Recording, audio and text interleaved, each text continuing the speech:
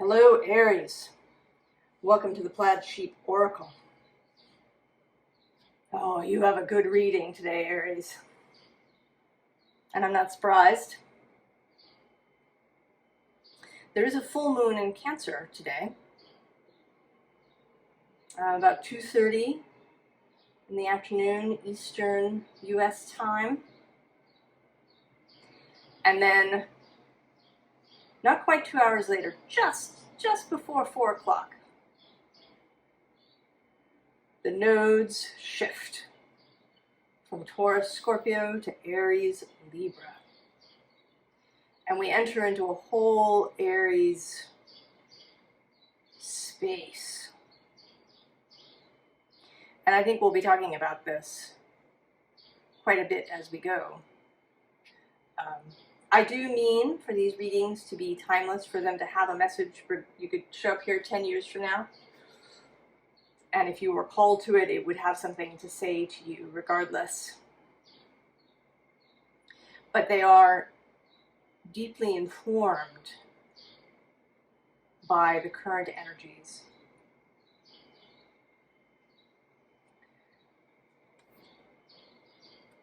So we begin with this sacred journey. And I was really drawn into this structure at the back, particularly into this sort of central space.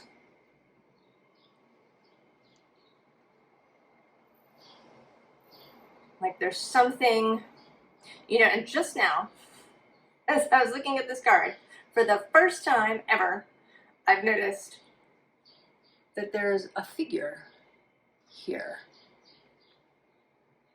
I don't know if you can see it on the camera.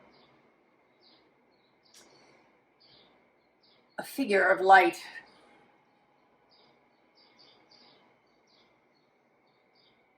And it's not you. It's like a keeper, a steward, well, not a steward, it's almost a butler sort of aspect, someone who is there when you enter into this space.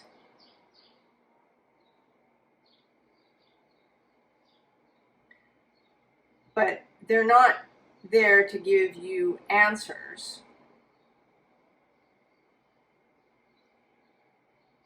Though they can assist you.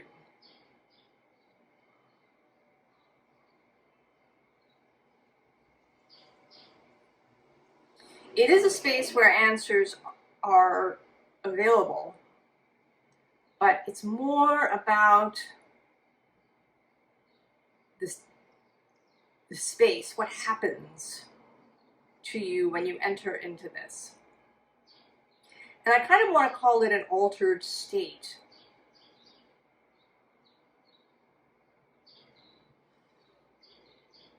But it's an altered state that you can achieve at any time. It is not, for example, dependent upon substances.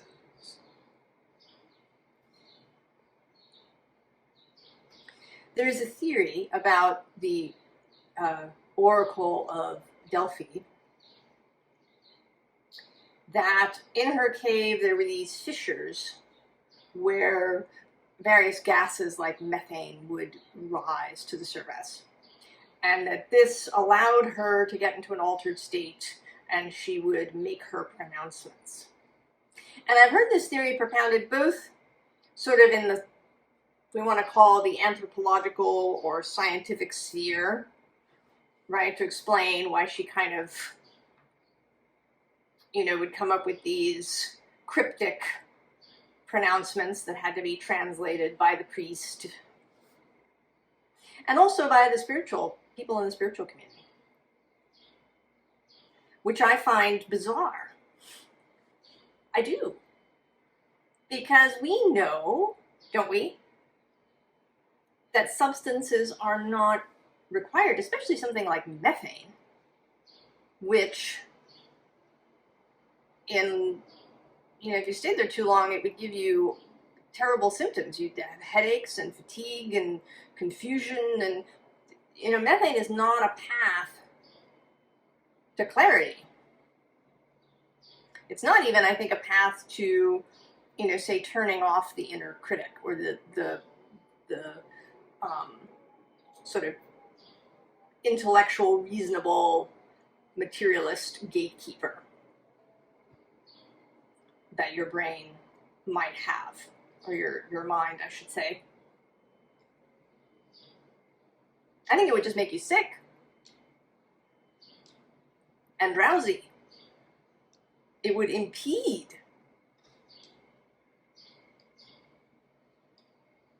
communication.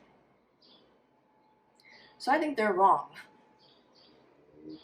Say that with some degree of conviction, that the Pythia's connection was achieved through an internal state of ecstasy.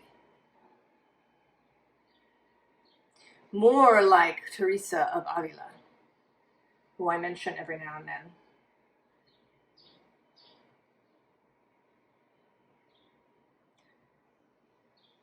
And her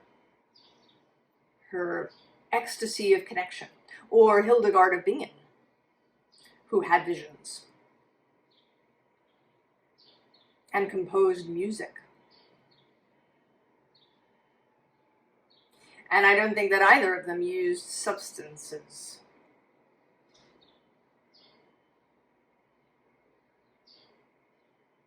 Certainly, I think that a substance could assist you if you had a particular, or if you were really stymied. It might help you to relax, to loosen the grip. But it's not what you really want, is it? That you need a substance in order to create this connection.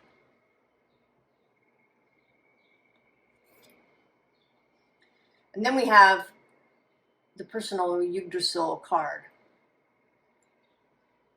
And that today is speaking absolutely about Odin's time hanging there. I think he entered an altered state that may have been partly assisted through discomfort and pain. That can be a thing that you kind of, you step out of your body because it's uncomfortable.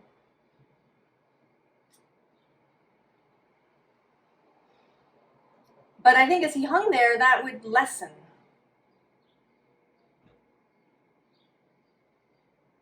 And he would just find himself in this space because it was natural to him. Now, the other card that wanted to come out, but not, it was sort of, is this mountain goddess. And that, at first I thought, well, is she creating the structure? But I think that this is a pathway to her. And then I asked for a song from my Oracle playlists, and I got Bananarama's Venus. The first stanza, goddess on the mountaintop, burning like a silver flame, the summit of beauty and love, and Venus was her name.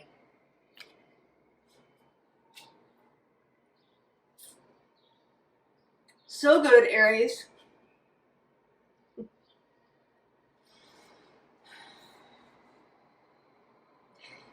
Venus will move retrograde through Leo, trine Aries.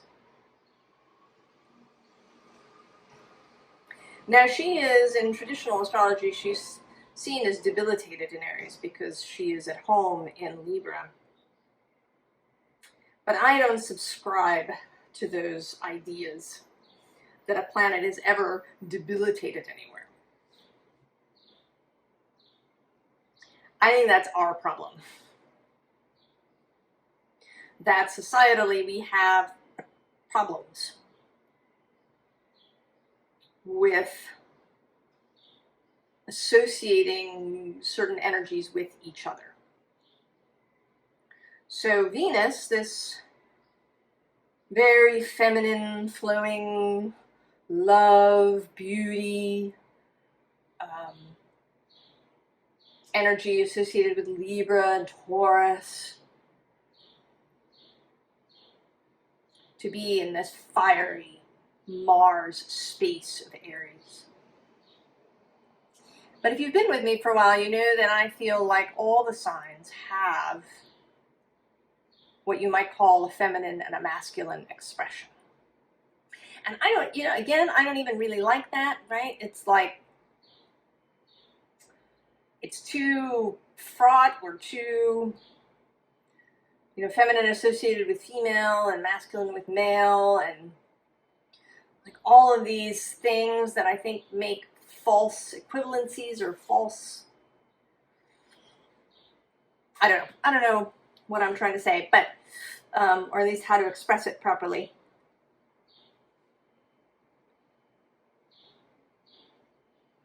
But I think that these expressions they do flow through all of us. But they simply come through differently. So the energy of Aries would come through differently via Venus than via Mars. But the kind of core, right, that idea of courage and individuality and individualism and wholeness too.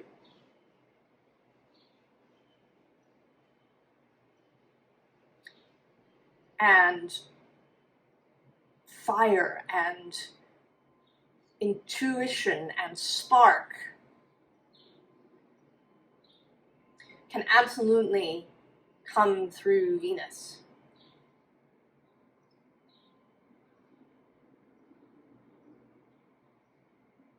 She is not debilitated there.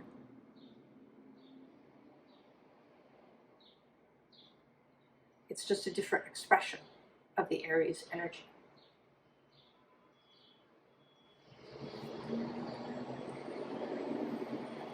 And it doesn't mean that Venus will try to do things like Mars. She's going to do them in her own way. And that is true for you, Aries. That this is about finding your own path to this connection with the all that is. And that it does have something to do with Venus and Venusian ideas. So we have the world, a new paradigm. And again, I don't know if you can see it, but there's a figure climbing out of the world's head.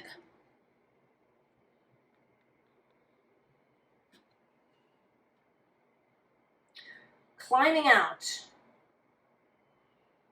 And then in, perhaps. Although this doesn't feel like a structure that has really hard boundaries, does it? Right? It's sort of ethereal. So coming out of a very hard-edged material kind of structure and into something more permeable. And underneath that card is Welcome Home, which I think is home to yourself, home to your natural talents and abilities, what comes to you naturally if you allow it. And on the bottom is the path. As a little confirmation.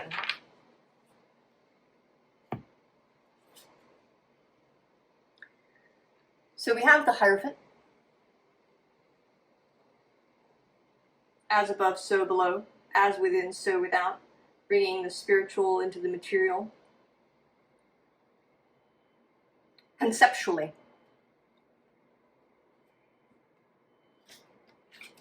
And then the creatrix, who is the magician in this deck, but notably not the creator, but the creatrix.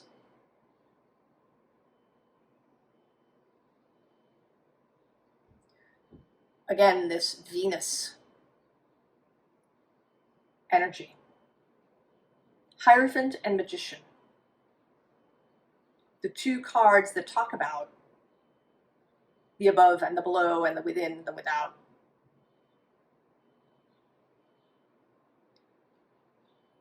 I think of the Magician as more the creational aspect, the creatrix who manifests, and the Hierophant more as working on the internals, really working on that within.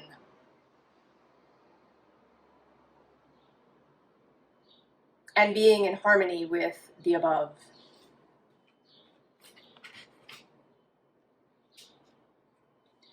And then this fledgling in her red dress. There you are in your red dress.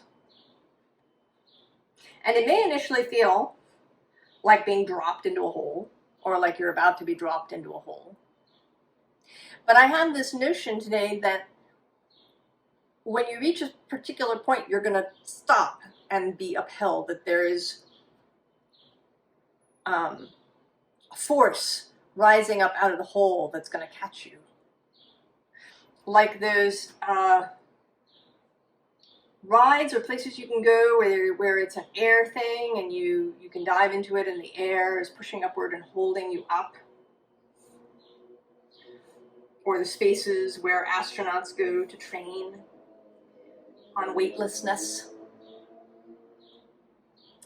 But much more energetic. So I think you will almost not feel this push upwards the way you might in a wind tunnel. You'll just be there, upheld in this space.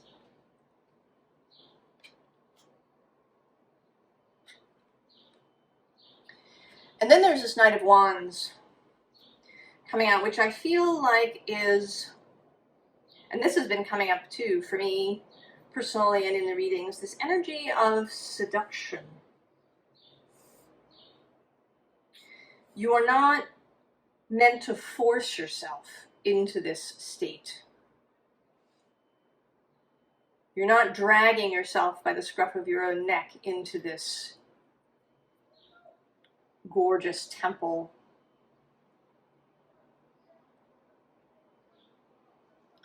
You're being seduced, and you're seducing yourself. Because, right, we know that there's a part of us that that wants this. That's why we're all here. Why we go on these metaphysical, spiritual journeys and learn about these things. We want this. We want this connection to Source and to our wider self and our fellow creatures.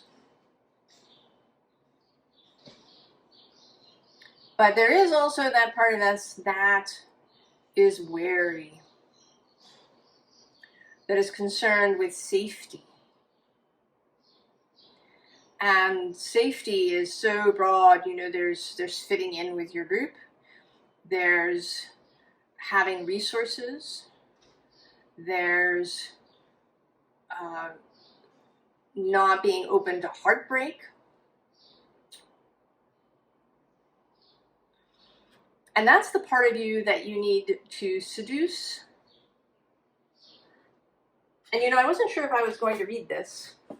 I'm afraid of this reading getting really long, but now it's sort of this reading from Rilke that came up. I don't always read everything that shows up. When doubt serves, and this is part of a letter to the young poet.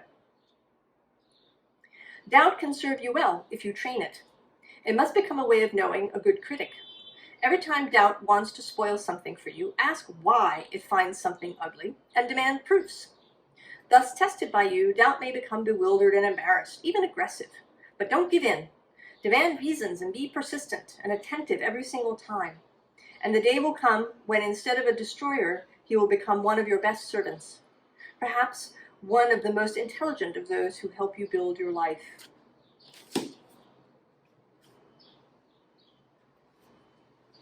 And I would say not only demand proofs of doubt and wariness, but engage, seduce your doubt, seduce your wariness into, because it wants, it's like Mulder's poster, I want to believe.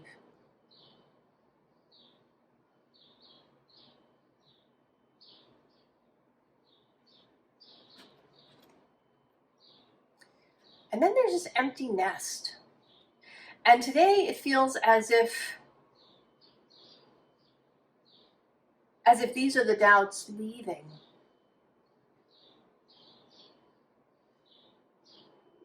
And maybe this is this combination of the current energies. For you, perhaps in the future and here and now, the new moon in Cancer opposing Pluto in Capricorn.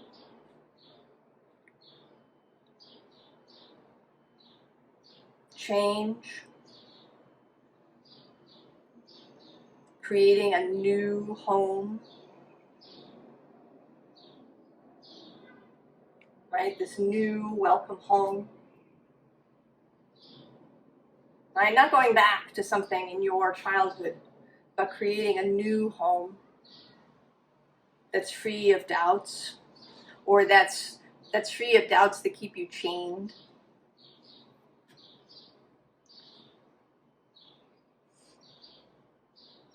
A place that's freer. And then the Venus retrograde, allowing you to really consider how you feel about desire and love. What is beautiful to you? Do you see beauty in yourself? Can you access connection through ecstasy without substances? But just creating it for yourself?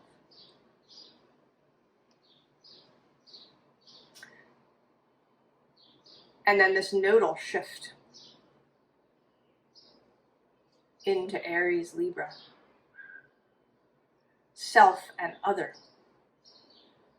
Both within, with your wider self, with source, with other people.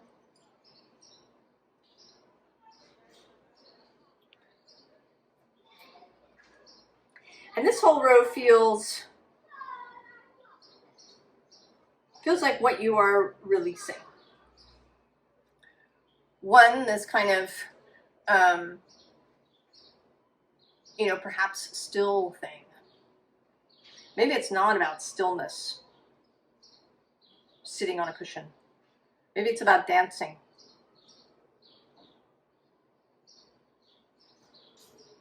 Maybe it's about creating something.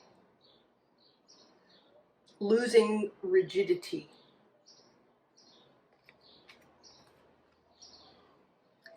And then this feels about losing that wariness. She seems in this card a bit wary. This lion is roaring, but she seems wary. Losing the wariness. Being willing to take chances. To tap into that Aries and Leo and Sagittarius, fire, courage. And then this King of Air, the bullying perhaps by the strictly reasonable, intellectual, cause and effect mind that those of us in the modern world were trained with.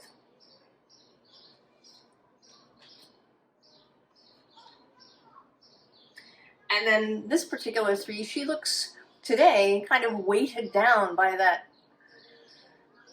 pearl that she's carrying. Like there's too many things. There's, you know, it's like keeping too many plates spinning. Maybe it's keeping other people satisfied.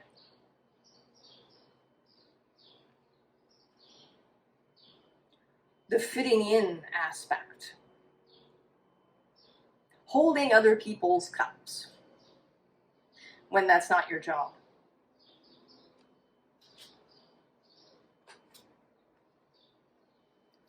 And then this Ace of Fire today being a contained flame.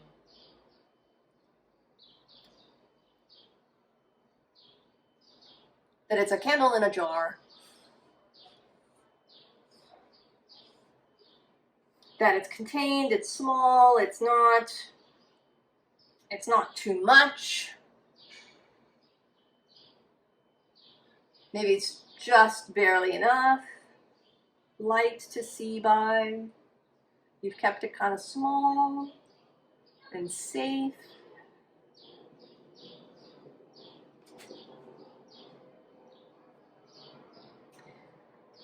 And then we have a different 3 of Cups. Relationship with others that is based in equality, where everybody contributes and everybody receives. Everyone has their cup and they're very comfortable both pouring out and receiving nectar poured in.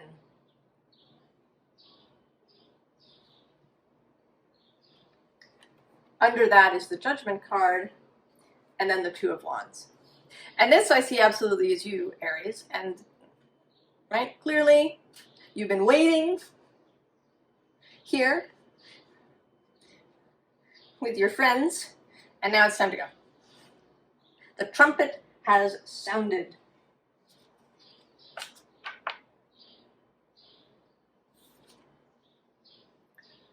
Two of Cups, of course, all kinds of relationships one-on-one. Feeling really comfortable, feeling safe to open up to another person. Because you know you have your own strength and your own courage if something should happen. And also, once you have this connection, the chances of forming a relationship where, you know, it's kind of the other person's behavior that may end up being a problem, that will be much less of a risk. You will have internal knowing and warning if someone is not appropriate for you to relate to in an intimate way.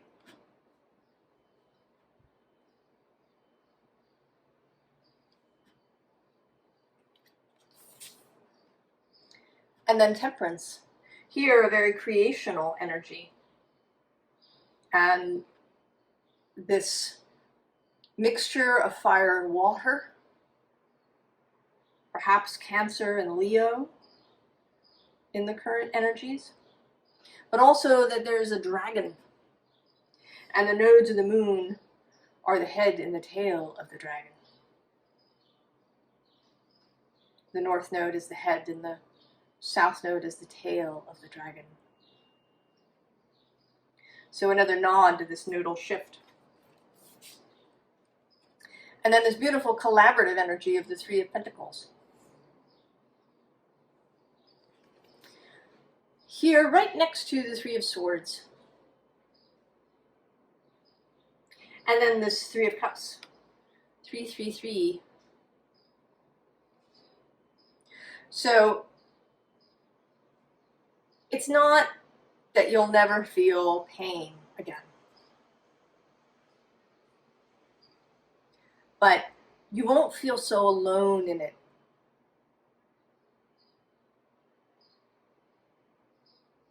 There will be others. You will be open to comfort to being held, to sharing.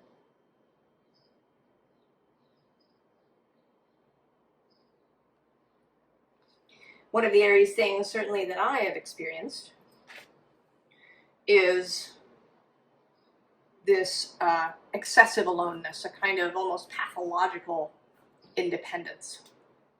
I have to do it alone. If you want it done right, you do it yourself. Not asking for help. Not sharing. Standing alone. All of this kind of stuff. And this nodal period is an opportunity to resolve those things that keep you emotionally isolated, that maybe result in your overfunctioning and then being resentful.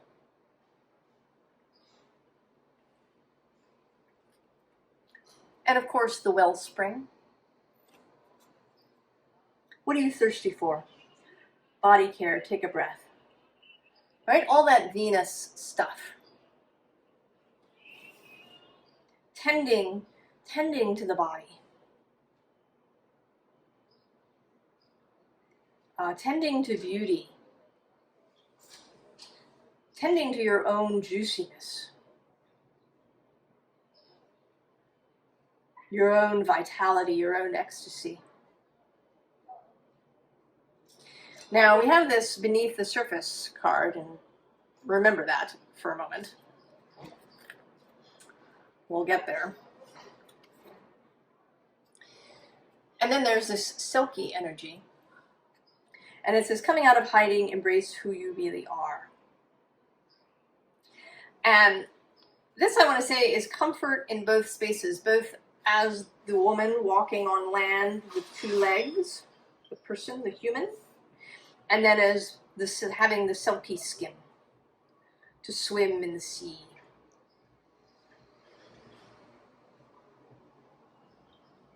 This permeability, this not needing to hang for 9 days ever again. You do that once, perhaps. Go really deep. And then that energy becomes much more accessible. But you can move in and out of your silky skin really easily.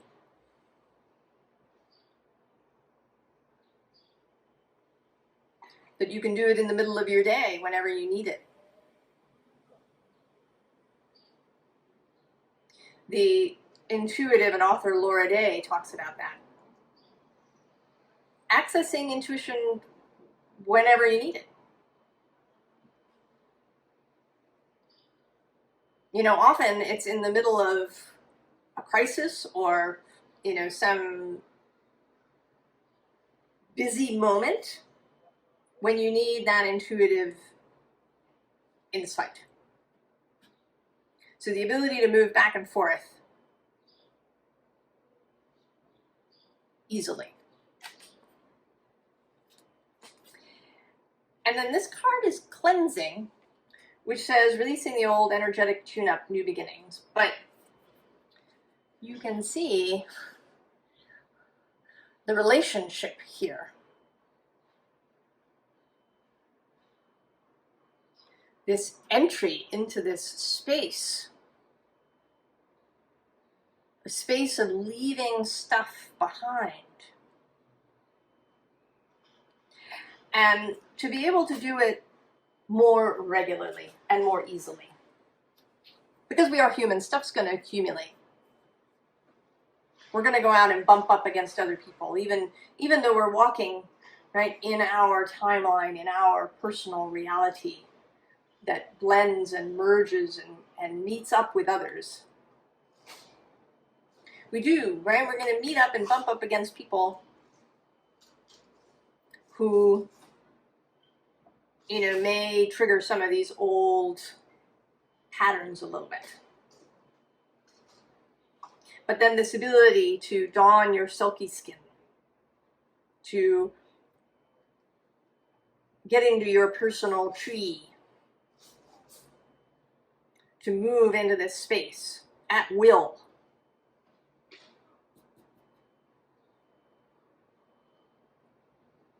Will serve you to not allow those disruptions to really catch hold, really gain momentum in your life. So now, the advice is very interesting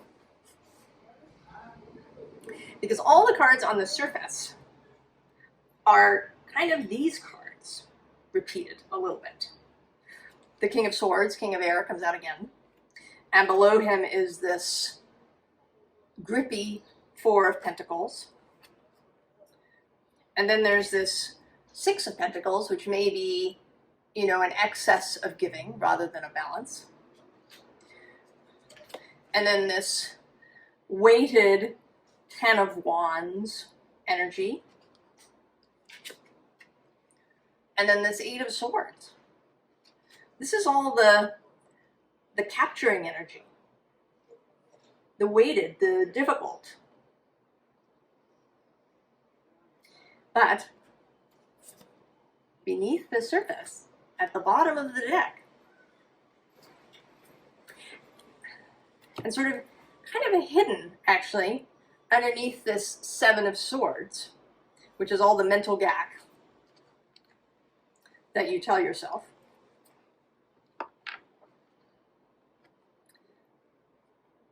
although, and now I'm noticing, and I'm going to bring it forward because there's these two cards. If I go far enough underneath, there's the Five and the Seven of Swords. Difficult mental energies. Ways that as Aries, perhaps, we want to be right. We want to be victorious. And we may do damage to ourselves in this process. And then the Seven of Swords, which can be about self-deception and thoughts that are confusing, that get us into anxiety, that send us into the Eight and then the Nine of Swords. And between them, the Sun and the Lovers. Trapped. Currently, perhaps, between this Five and the Seven. And then beyond the Seven, when we get beyond the Seven, we have the High Priestess, Venus on the mountaintop, the path, the way, the connection.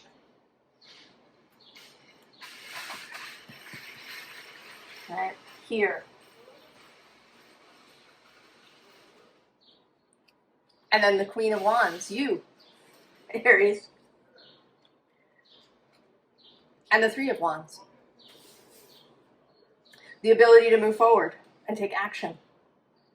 Looking into where you want to go and not behind. And all of that is underneath. Just waiting to be released. Released through ecstasy, through Venus, through Venus energies. And I don't want to tell you what that means, because it's going to mean different things to different people. This is a personal exploration of what Venus and Venusian energies mean to you. And you might want to explore all of the Venuses, if I want to say that. So Venus, Aphrodite, Inanna, Ishtar, Astarte,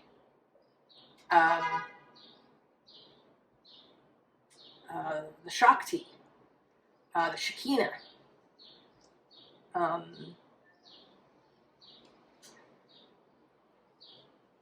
all the ways that we as humans have connected up with this energy, the ways that this energy has appeared to us.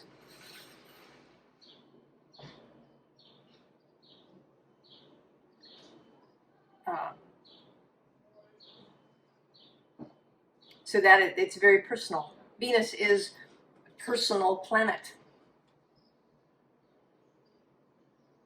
Don't let anybody else tell you what Venus means to you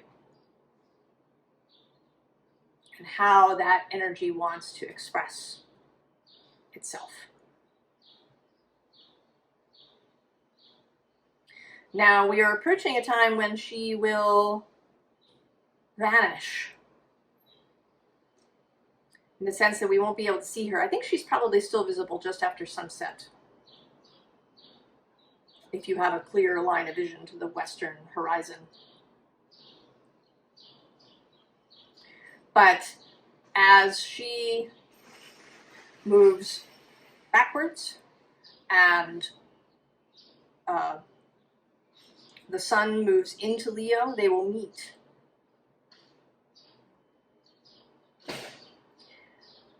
There will be a Venus Kazimi. And then there'll be a period of time when she's too close to the sun, she won't be visible.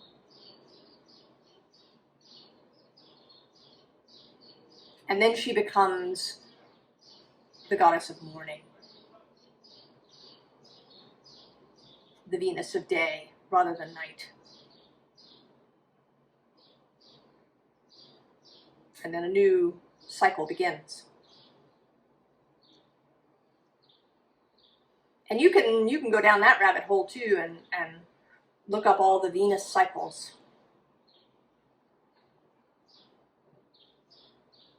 And then she will be visible at dawn, before the sun rises.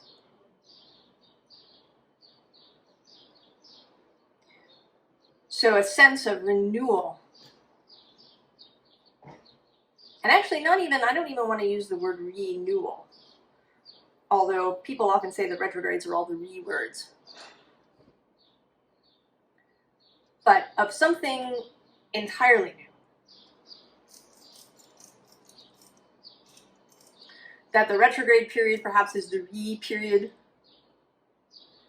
and then something wholly new, based on who you are now.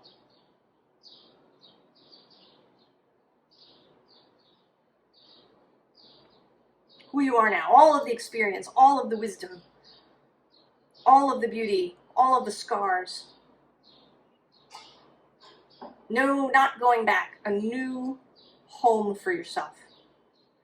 A home that goes with you wherever you go. A home you carry with you. Being at home in your own skin, Aries.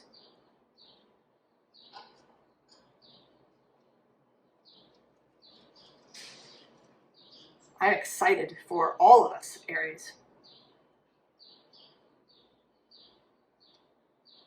I wish you all the very best on your Venus journey. And I'll see you next time. So long, Aries.